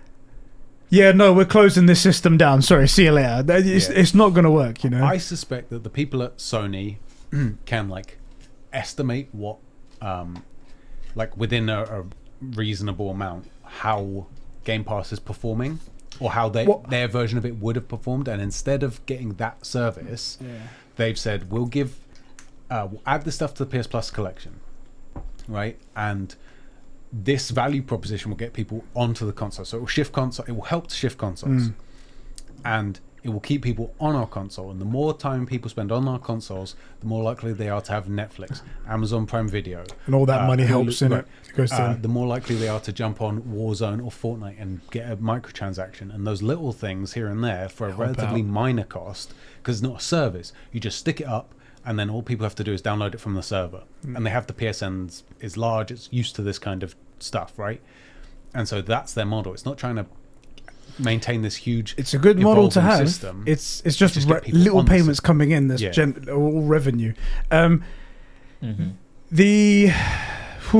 we did speak about a lot there. I'm trying to think if there's anything we didn't cover to make this a full rounded, not in this question, but just in the whole topic of Game Pass and whatnot, because I do think about it honestly, and I keep seeing people bringing it up and whatnot. And there was one person specifically that I quote tweeted. I'm not gonna say the name because it's like I'm calling them out or something. Right. It's a fairly known YouTuber and whatnot, who's on a lot of Xbox related stuff. And he was like, I don't understand how people can think that Microsoft bought Bethesda and think for 1 second that Microsoft aren't gonna make them all exclusive to Xbox. And I was like, I get your thinking. But then Xbox don't make money. And if they don't make money, then the future is jeopardized. That's the way that works. Simple maths. Because I understand what he's saying, which is they have it, why would they... It's why would you spend that much money and not make it exclusive? Right. I get that argument. The problem is, the majority of the people that will be buying that game aren't on your ecosystem. That's the issue. And don't want to switch. Right. And again, we've called it for a while. It's been a bloodbath in the favor of Sony, right? The fact that the PS4, I presume it's pros, but the fact that the last generation is outselling the current flagship Xbox, we don't know that 100% confirmed, but pretty good estimate that that's about right or even. Suggests that people, the only way they're gonna switch is towards Sony and away from Xbox. But the thing is, could they do it? Can they? They bought Bethesda. Can they make all these games exclusive? Yes, they can, except it's exclusive to them and PC, so it's not exclusive because anything goes on Game. But okay, yeah, they could do it. But the majority of players aren't there. You're missing out on all of the Nintendo and PlayStation audience, and anything that goes to Xbox, to PCs. They're not buying your Xboxes, so they're just purchasing the game. And at the end of the day, it's more profitable for Xbox if they're playing the game on the Xbox, because then they likely have their Netflix and Fortnite and stuff on the Xbox. So it's less profitable for them. It doesn't make sense to do it. The most profitable thing they can do is make a brand new standalone story-focused RPG. That's the only thing they can do. I do think the only way that it works for them is, like I said before, is that they can bring it out, they put it on Game Pass day one, and people don't have to pay the full price for it. But then it is available on every other console, but they have to pay the full price for it, and that way they can appease their customers and they go, look, we bought these studios for you guys. Yeah. But then also everyone else gets to play it, but then they get all the money from them at the end of the day. All right, I feel like we covered that quite nicely. James, was there anything you wanted to add to that? Any final thoughts? Anything you wanted to put there? No, I don't think so. We covered it all. I think we did a quite good conversation there. And that's kind of what I was hoping for, to be honest. That's kind of what I was hoping for right there. Ultimately, I think we all agree the Xbox sucks. There's no reason to get one. No reason at all, guys. No reason at all. Everyone turn back. I actually do like the idea of someone laying out their idea about the older games, you know, your own library of games or third party games, because we've read comments like that before, but just something about reading something in text and not having the guy's passion, you know, like from their voice, you're like, I don't really care. You and I tend to like newer games, but I like that James said that. As I said, I really liked him. More compelling. The fact that he said it that way, it made me have, okay, I kind of get the mindset of the people who want to play the older games. It's not for us, but I get it. I mean, we're not losers. Yeah, we're true gamers. That's why we have a True Gamer podcast. That's right. They couldn't do that because he's not. So. Exactly, yeah. Sean did write in with one question. He says, tell James to stop bullying Tyler on the Four Pillars podcast, which... James, can you stop bullying Tyler, please? He's a little boy. He's a defenseless lad. I've got to keep it up. Everyone finds it incredibly satisfying when I tell him to shut up. So I got to keep it rolling. Got to keep it going. Vito said, "Actually, can you tell James to continue bullying Tyler on the podcast? Shit's mad funny, dog." Oh, sorry there, Sean. You just got cancelled out there by Vito. So there we go. His question did continue, and he said, "Do you think Microsoft will go down the route where they rather focused on selling Game Pass and their games, but slowly start losing interest in the console world?" Yes. Because I feel like this was their last hurrah with the console. They were like, we're going to make the most powerful console. Let's make that as and you sort of had to beg Microsoft to do this. It's like, let's make the most powerful console. And then they didn't. They made a really powerful GPU, but then it turns out in all the Digital Foundry tests, it's like the PlayStation edges it out somehow. Just because of superior like design, I guess, something like that. But anyway, they did that, and it didn't pan out for them, or it's not panning out, at least in the first year. I think this probably will be one of the last consoles. If not the last, the next one will be the last one. I'm pretty worried. I am pretty worried with, like we said, the PS4 numbers being almost as close as the combined Series X and S That's numbers. such a bad thing. I try not to laugh, but that's so bad. It really that's is. so bad to say. It really is, the PS4 is selling almost as much as your current, or more than your current flagship, but more than both of your consoles being sold right now. But there is hope. I do genuinely think there's hope, and it's if they stop going, well, what's the most profitable look? Well, how can we change AC? Let's make ACs always look like The Witcher, right? It's that level of suit thinking that's the problem. And if someone would just stop and say, why is Sony beating us? And then look at the titles. It's not third-party titles, it's not open-world RPGs. It's God of War, The Last of Us, Ghost of Tsushima. It's those games. And say, okay, we need to make an incredible story-focused game, and it doesn't have to be 100-hour open-world RPG bullshit, right? It needs to just be 15 hours, 20 hours. It doesn't have to go much longer than that, with an incredible story, incredible, compelling characters, with build a world of lore around it, and release it. And they do that once, and I don't think much changes. But if they do it 2 or 3 times, and the only way to play it is on Xbox, not on Game Pass, you can't play it on your PC, at least not for a couple of years, right? The only way to play it is to get one of these consoles and to be on the ecosystem. And the second one's coming out in 3 years. And there's a new game from a new title, a new developer, and that's set They just need to keep the ball rolling. Right. They need to start it off and then go, we're going to continue this quality. We're going to continue, lads. And they don't have to compete with God of War. Like, in my opinion, Horizon doesn't even come close. And I think, would you argue Horizon is very close to God of War? Not very close. I think God of War is in a very far tier on its own. Right. So they're very different games. They are very different games, but like one speaks to you in a way that the other doesn't. And I absolutely love the aesthetic. Yeah. Forgetting, I dislike Horizon, but they only have to be close to Horizon level. They don't have to be God of War. Yeah. They don't have to be The Last of Us. Horizon. I actually do think that they do have to pull a God of War, because the public perception, in my eyes, from my end of the spectrum, is that Xbox don't produce good games. Xbox talk the talk, they don't walk the walk. Yeah. And they need 2 good games to be able to pull that sort of perception out. That's just my perception. Well, anyway. it's interesting you said it, because the last time Xbox was really in the running with PlayStation is they were the only ones with Halo. It's They true. had Halo and Gears of War to prop them up, and I can't remember what the exclusives were on PlayStation, but it was things like Square Enix and Final Fantasy and stuff. You could only play it on PlayStation. It's things like that. And so I think I would say I at least agree with the idea that at least a couple of bangers, and they don't have to be the best game ever made, but very, very strong contenders. They do need to compete with like Horizon. That those level of games, that would absolutely start shifting people to Xbox, and it would start changing the discussion, because the discussion is, if you want to play good games, you need a PlayStation. If you want to play a lot of different games or your old games, you get an Xbox. But now it's, what kind of good games do you want to play? Are you like this style of thing? Like Dead Space used to be an exclusive. It would be good to have that sort of that conversation, rather, right? Like, oh, you want to play sci-fi thrillers? Oh, you need to be on Xbox, mate. You want to play... just so you know, James, this is the reason why the podcast goes on for so long for us, is because Sheps likes to make 8 examples rather than one. I do have to say that's something I like. We have 23 minutes. How dare you? How dare you? That's it. I have my own problems. Don't get me wrong. Guys, you can don't forget to like the video. Check us out on Streamcast on the Four Pillars Network. You can listen to this on podcast services around the world. If you go to patreon.com/conversations, for as little as $1 a month, you get exclusive podcasts. We have this incredible merch. It's all our stuff to pimp. James is also a YouTuber. Maybe his link's in the description. I don't care. And that's the end of the podcast. Bye.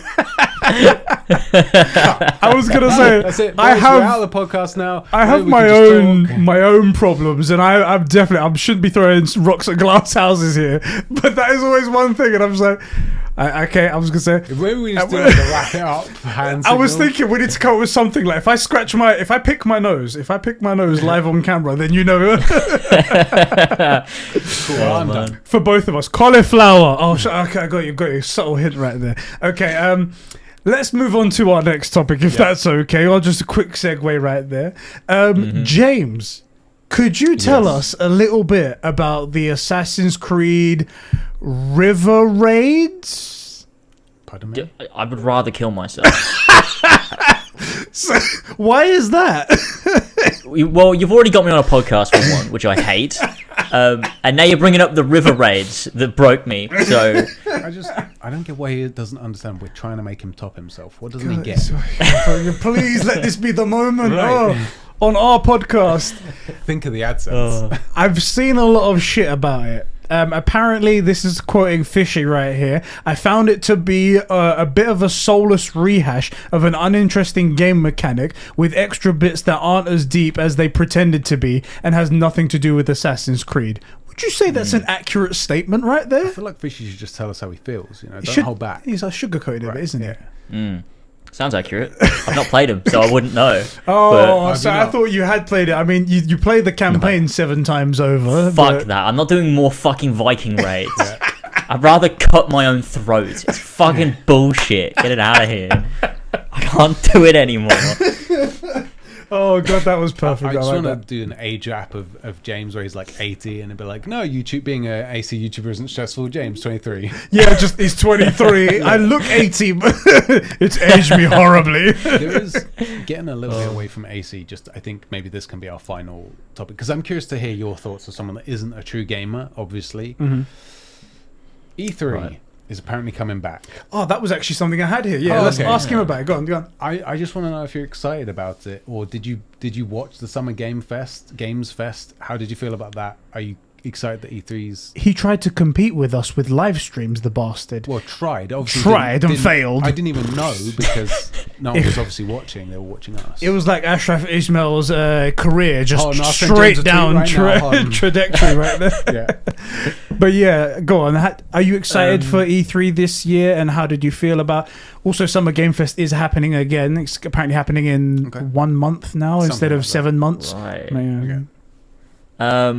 Yeah, I watched bits and pieces of what happened last year. It just felt like a mess, to be honest. Like, just stuff happening all over the place. And you can never capture the same atmosphere as an E3 through these other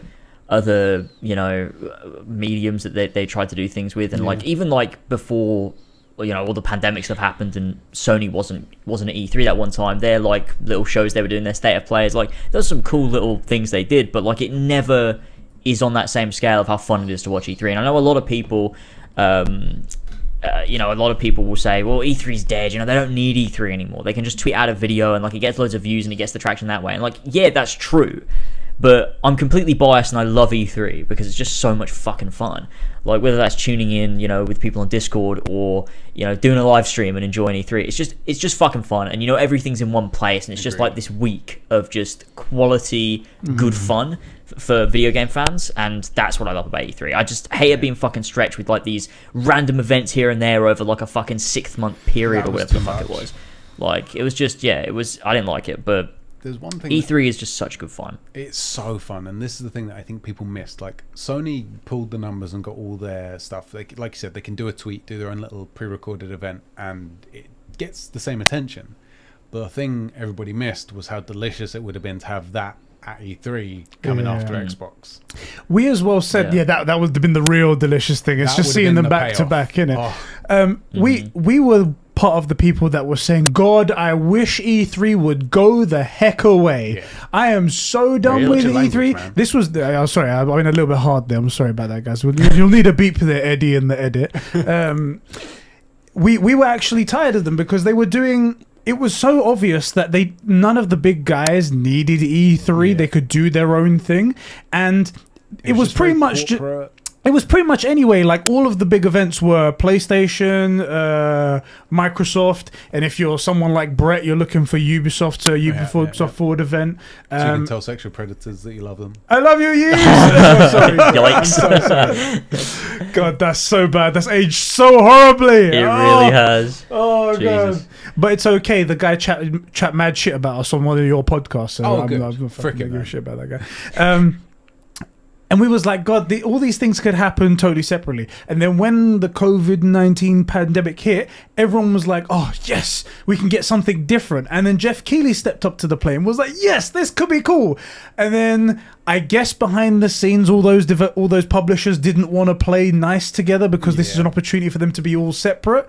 And it didn't work. It didn't work. Yeah. They were all like stretched over 4 or 5 months. It didn't work out. And this year, apparently, Jeff has got a lot more control over it. He's going to do it in 1 month. But the E3 is back with a digital version. And I don't know, is it going to capture the magic of E3? It is still going to be done in 1 week, which is great. Sounds awesome. But is it still going to... It's digital, isn't it? Is it going to capture the magic? I think it can do. My issue is that, like, the Summer Games Fest, a month sounds like too long. But also thinking about it, a week maybe is too short. Like, there's probably a middle ground somewhere, right? Somewhere where you get, like, a breather. Like, that's one of the things you and I have been enjoying about WandaVision, which was that because they're weekly, you have like a week to think about what happened and look, and you have something to look forward to. I was going to say overthink about Mephisto and who's Mephisto. This leaf is Mephisto. That's it. The boys are Mephisto. Confirmed. I'm calling Confirmed. I will say, like we said in the last one, and James, I don't know if you know about this, but apparently the ESA, the people that run E3, they're still charging like $600,000, the same price that they would be charging for like a stage in the convention space. Center, for all those people to show up for their digital version of E3.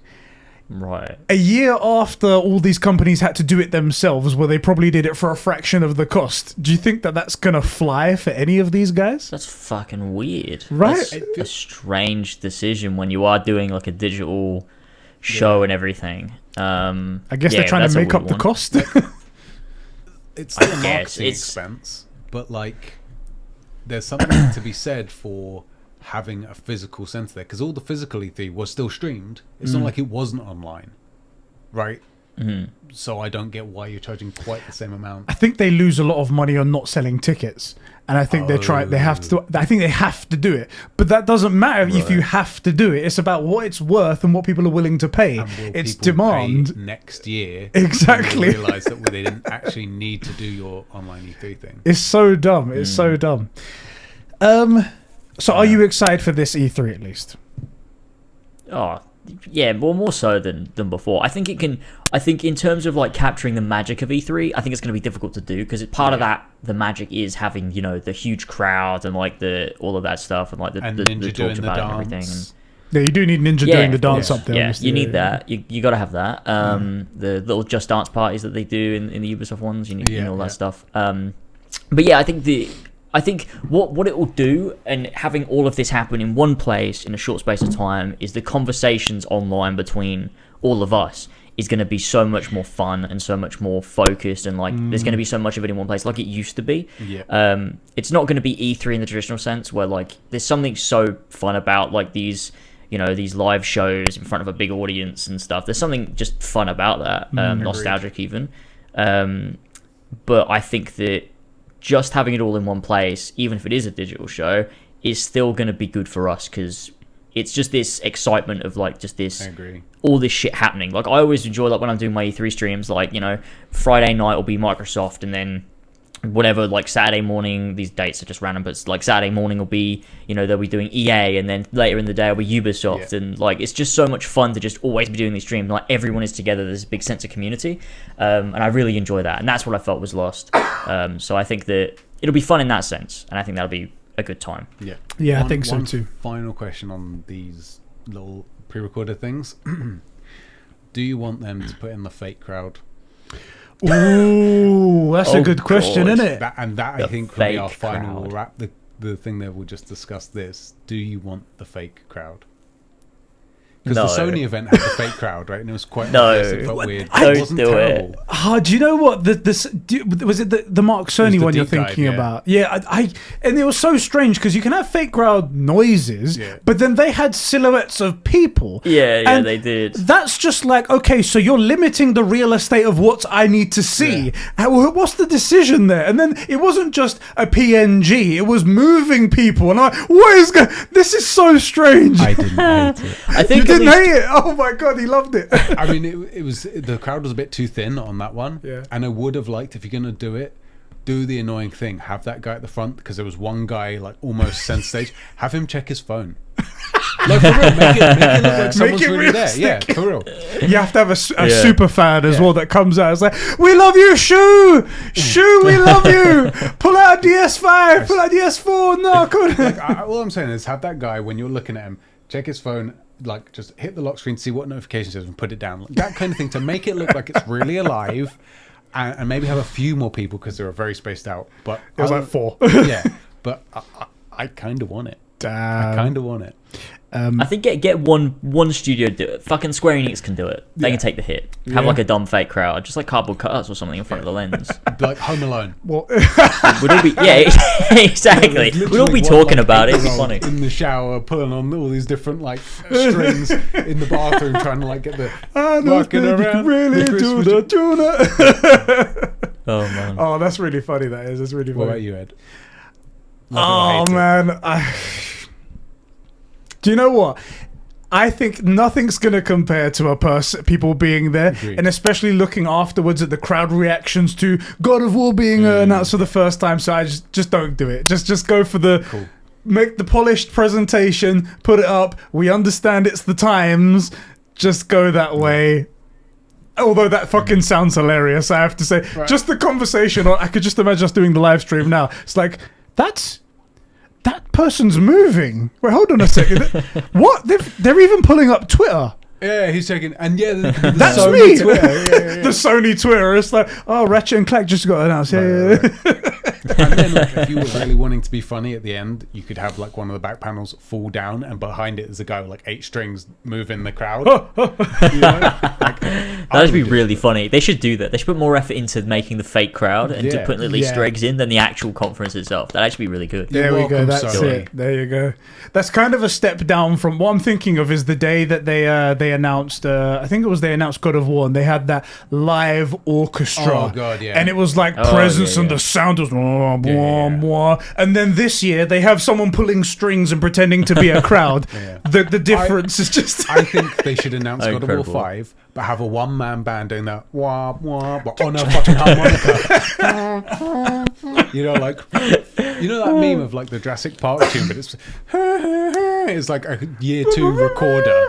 Yeah. Like just do that as your intro. There That's we what go. I would do. Oh, you're welcome for the ideas, Sony. So make the checks out to Conversations, or you can head over to Conversations. I'm joking. Right, James. It's been, unless you've got another thing. There is another thing. There is another thing. Don't worry about it. I've got we're burning through time. Frick this guy. Exactly, frick him. Ubisoft. James's favorite topic. Just watch him here. disconnect from the call. Just oh, got sorry, him out guys. of The it. internet. Yeah, see you guys later. I'm going through a tunnel. Sorry. Right. Ubisoft apparently are shifting focus from big AAA RPGs. When was the last time they made one of those? To more free-to-play games.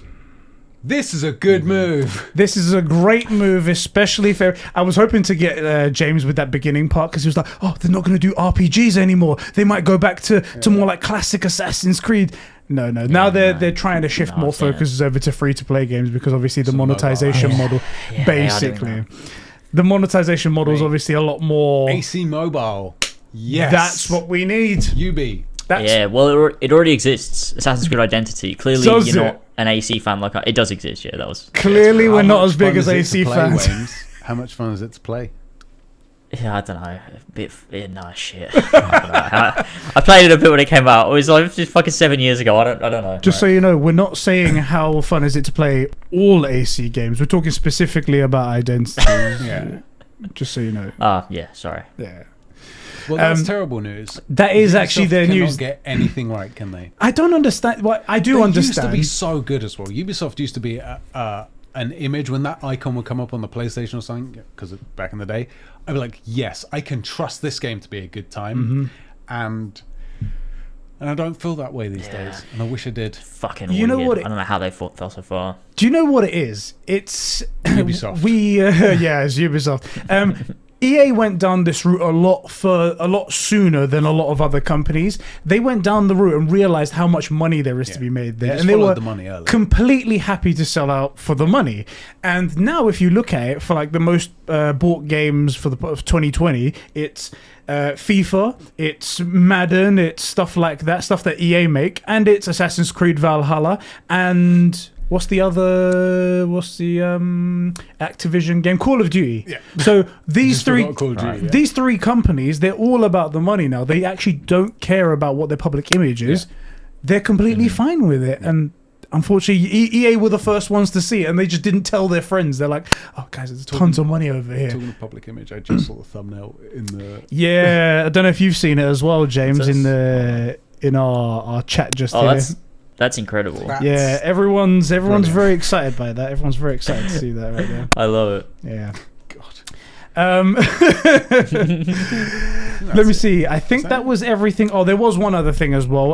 The DualSense controller's having a lot of drift issues, and in fact, so much so that people have opened up a class action lawsuit against Sony. Oh, really? I personally haven't had really? any What the drift fuck? issues, thank God, on my DualSense controller. When you say drift...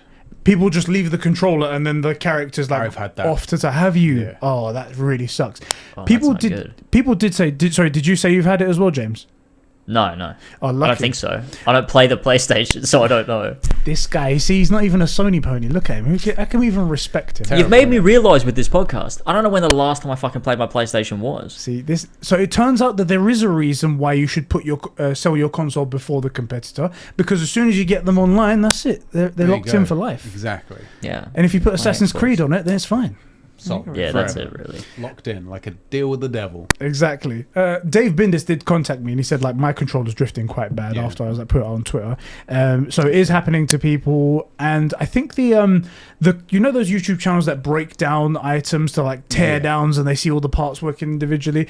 I remember watching that because I was interested to see how the haptic triggers work, and they said it's like they're using the same joystick controller configuration as like the Joy-Cons in the Nintendo Switch, the same basic layout.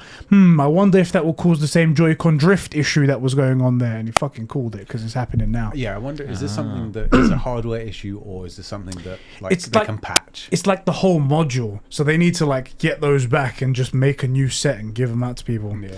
I don't know what Sony's gonna do, but they're facing class action lawsuits. There's even a website where people can go to, and the law firm's made it super simple, where it's like, does your do this? Did you purchase it during this date? Then we can represent you, and then that's that. So Sony are gonna get a bunch of lawsuits in that regard right there. And that is all the topics that I have for discussion right here. So WAP. That was a Lovely. lot to talk about right there. We have got a couple of questions. I'm going to kick it over to our boys at patreon.com/conversations. Those awesome guys that support us over there, you can do so and get your question read out first before anybody else, just like Summer Dillon did. And he says, can we make LazerzZ watch the entirety of the new Justice League film so he can be a guest on Movie Club? Yes. The people want No, it, so you we are your servants. We bow down to you. That's right. James, you're going to have to do that for us. You'll watch all 4. It's not happening. Then It's we'll not do happening. a recap movie club episode. Then we'll watch the Schneider cut. Then Yes. we'll do. Should we do it episodic with James and then a wrap up as well? Yeah, I think that sounds good. I think we should do it the that best way. way to do it. I think. Yeah, James he's a big Schneider fan anyway. So. Get on it, James, because we'll be doing the wrap up of the movies leading up to it. You know, soon. It'll be just before Falcon and Winter Soldier, so you'll have to Yeah. watch it on day one, obviously, and then watch course. Falcon and Winter Yeah, Soldier. of course. Yeah, I'll definitely be there, guys. You can count on me. This is we are gonna take out bank loans and stuff to pimp this. We'll get ads going because we know you're gonna be there, James. with lasers. Yeah, of course. And underneath it, we live in a society. That's what That's we're right. at. With lasers in Hawkins. Super Whale Ben wrote in and he said, was there anything from the Nintendo Direct last night that interests you? Personally, I'm kind of hyped for Mario Golf, and there is a Skyward Sword remaster and Legends of Mana. The Nintendo Direct happened last night, and if you go on Twitter, it's very quiet. Yeah. I saw a summary, and it apparently was 2 people announced for Smash that nobody cares about. Yeah. Indie game, Super Mario Golf, indie game, remaster of Skyward Sword, indie game. That's what it seemed like it was. The last Nintendo Direct was 530 days ago. Ooh.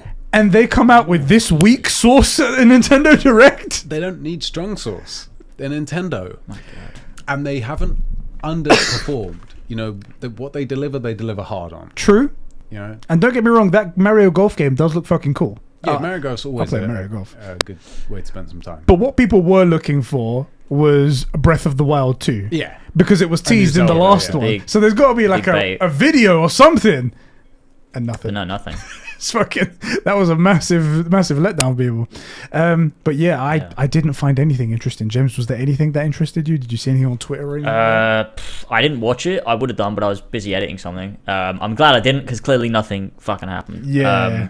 But it's interesting that Skyward Sword remaster is like fucking overpriced as shit, right? Like when you look at other remasters, and you've got like these collections and stuff, you know, normally you can pay like, you know, $40-$50 for like a collection of a few games. You're looking at like, it's like $60 for this Skyward Sword remaster. I saw a picture of the comparison. It was in our Discord server. Unfortunately, it was in the Discord. It was in the channel that moves the most fastest, so I'll never find it ever again. But they had a side by side, and I was like, is this a remaster or is it a port? Because it was barely changed at all. I mean, don't get me wrong, like Nintendo games they look like cartoons, don't they? They're not aiming for the best in quality. Yeah, they're not going to be The Last of Us Part 2 levels of fidelity, right? But this just looked like it was a bit fuzzy on one side and it was a bit less fuzzy on the other. And I was like, you're charging $60 for this? Yeah, Oh, especially gosh. when you consider the Mass Effect remake or remaster, I should say, is 54. So about $60, but that's 3 games. Yeah. It's 3 games. Yeah. So But there is less Miranda's arse in that one, though. There is. that's that. true, and that in and of yeah. itself is worth $20 less. Exactly. They should of remember course. that right I there. can't wait to get the modders. Just putting those scenes back in. Could you imagine? That's Every scene, every single shot will include Miranda's Yeah, it's arse, just- even if she's not in that scene. It's impossible. That'll be the mod. because you can only see Miranda's eyes. Just constantly there. That's what I want. Yeah. That's hilarious right there. Kicking over again, one last question from our Patreon. Real Kermit Cinema goes, does James believe Kermit the Frog is real cinema? Do you, James? Oh, of course. Of course. I mean, everybody Kind of knows, goes without everybody saying. knows Why this. even ask the question? Exactly. I'm pretty sure there's a famous quote from Martin Scorsese where he said, I've never seen something quite as inspired as Kermit the Frog. I This is remember cinema. that. Yeah, I think I I think it remember was. that I think it was too. in 1975. I think he said that. Something like So that, yeah, It was around about that time. Yeah, I you're think very it's good actually right there. 1795. You know, it's easy to get those numbers wrong. Yeah. But Yeah. Yeah. he did say that. You might be I remember. right. It's a very famous quote. yeah. And that, I believe, is everything that we have to talk about on the True Gamer podcast. We might have made it around about... It says 1 hour and 44 there, and I know we started like 20 minutes, 10 minutes. It's a short one than normal. Oh man, do you know what? I love that, because normally we go so long, there's so much fluff. Yeah. We've managed to make a good conversation and keep it a bit concise, you know? I actually really want to know what you guys, if you've actually made it this far, if you liked the sort of shorter, more focused one that doesn't take up your whole day. We're taking up all of James's day, but your day is the only day I care about. Yeah, don't give a shit about James. Yeah. Name one person that gives a shit about James. I can't think of any. Not even I do. Maybe his mum. New dog. The dog, Maybe. yes, the dog, Sora. Actually, Sora doesn't care at all because he bit his fucking nose off. He did do that, yeah. Yeah. Talking of Sora, I can't wait for you to play Kingdom Hearts. Yeah, I'm playing Kingdom Hearts on a drunk stream. That's what I'm going to do. I fucking hope you just end up playing it and you're like, actually, this is pretty good. Yeah. That would be my life complete. Do you know what? I'm worried about it. I put it down as like a joke, and I was like, we probably won't get to that point. And even if we do, I'm drunk. I get to drink the pain away. Yeah. But then people Take a shot every time they say darkness. Oh God, no. I haven't got You'll be dead inside of an hour. I haven't got the shot list, but I think D made a shot list for me, and I put it up on Twitter, and I was like, I don't know enough about Kingdom Hearts. Am I gonna die? And literally everyone was like, yeah, you're dead. Yeah, we're gonna get the grave for you. Beer sips, It's over. but even then you might be smashed. Yeah, it's true. Well, James, thank you for joining us for this episode of the True Gamer podcast. It's been another fun one. Thank you for being here, bro. Thanks for having me. No, it's been a pleasure. good. It's been a pleasure. Hopefully we get to do more and more stuff now that we are basically in bed touching tips now with the Four Pillars we're going to help pay Yeah, it's true. your I like bills by producing the only real content over on the Four Pillars Network YouTube channel. Yeah. So Yeah, well, that's it. We can sit back and relax and just reap the rewards. You can just do all the work, and that's pretty much. fine. Well, that's I'm it. happy about that. That's why Ethan on every episode of the podcast now is trying to get cancelled, because he's like, well, I don't need to do the work. These guys are going to do the Exactly, work for me. yeah. But no, it's been actually really fun, and I always do like talking to you. And I wouldn't normally say this, but I do value your opinion on a lot of things gaming. I do think you're a very intelligent person, especially when it comes to get the gaming and stuff like outsider's that. view, right? That's what I'm trying to be nice here for a second, because the guy was nice to us one time on the podcast, and I really appreciate it. And I want to be nice to him for once in our lives. And the way that you spoke about us as well, I was like, wow, these guys actually do care about us. This is actually really cool. When And was that? I I don't hope watch you his content, so yeah, I wouldn't recommend it. Valuable assets. But yeah, you guys do great stuff, and I really do appreciate everything you say and everything you've done for us as well. It's really cool. Thank you. Oh yeah, same for you guys. All right, bro, it's been great talking to you too. Yes. We'll get some gaming on next week. I hope you get some good gaming done in that meantime as well. Yeah. I'll catch you, bro, in the next one. We're shaking We're gonna hands? shake hands this time, and then We'll do the yeah, that's right. See you later, everyone. See you next week. awkward outro. We need to come up with a real outro. Gamers out. I feel like Perfect. logging off makes sense, but that's too gay. I would never say that. You never say that out loud, right? I would never say that as an actual podcast outro. All right, check you later, boys. Oh, We were still recording that. Yeah, of course. God damn it.